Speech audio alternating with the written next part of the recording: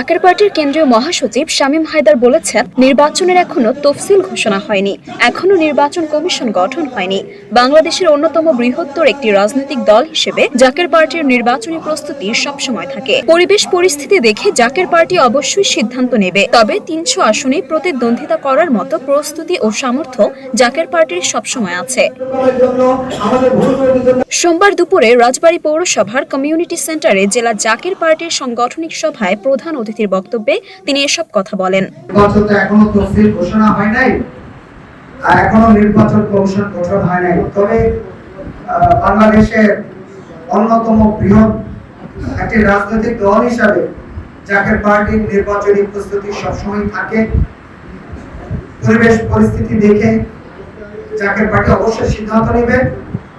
৩০০ আসনে প্রতিদ্বন্দ্বিতা করার মতো প্রস্তুতি জাকের পার্টির সবসময় আছে। আমাদের রাজবাড়ী জেলার সকল নেতৃবৃন্দকে সামনে রেখে আমরা আপনাদের মাধ্যমে যাকে আশ্বস্ত করতে চাই, জাকের পার্টির প্রতিষ্ঠা হয়েছে ৩৫ বছর। এই ৩৫ বছরে জাকের পার্টি যতগুলো নির্বাচনে অংশগ্রহণ করেছে, শুধুমাত্র দেশ ও জাতির স্বার্থেই এককভাবে নির্বাচনে অংশগ্রহণ করেছে। জাতীয় স্বার্থ সংরক্ষণ প্রশ্নে কখনো কখনো আদর্শগতভাবে, ইস্যুগতভাবে কারো না কারোর সাথে সমঝোতা হয়েছে।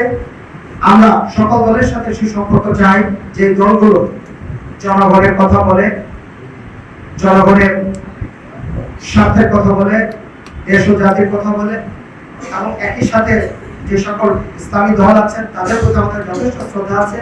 সকল দলের সাথে আমরা একটা কূটনৈতিক প্রক্রিয়ার মাধ্যমে সুসম্পর্ক রাখতে চাই।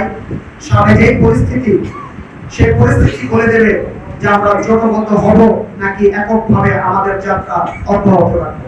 স্পষ্টভাবে বলছে, এবারে নির্বাচন জনগণের চাওয়া পাওয়ার নির্বাচন হবে। এবারে নির্বাচন জনগণের পছন্দের নির্বাচন হবে।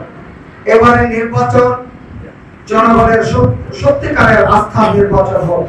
রাজবাড়ী জেলা জাকের পার্টির সভাপতি মোহাম্মদ আলী বিশ্বাসের সভাপতিত্বে বিশেষ অতিথি হিসেবে তালাবা ফ্রন্টের কেন্দ্রীয় সম্পাদক মাওলানা মুফতি হাফেজ কাউসার আহমেদ চাঁদপুরি, জাকের পার্টির স্থায়ী কমিটির সদস্য হুমায়ুন কবির, কেন্দ্রীয় সাহিত্য ও সংস্কৃতি বিষয়ক সম্পাদক ওবায়দ মোল্লা, কৃষক ফ্রন্টের সম্পাদক কৃষক মহিউদ্দিন ফকির, সড়ক পরিবহন শ্রমিকের ফ্রন্টের সম্পাদক মোহাম্মদ জিয়াউর রহমান বক্তব্য রাখেন। এ সময় জেলা জাকের পার্টি ও সহযোগী সংগঠনের নেতাকর্মীরা উপস্থিত ছিলেন।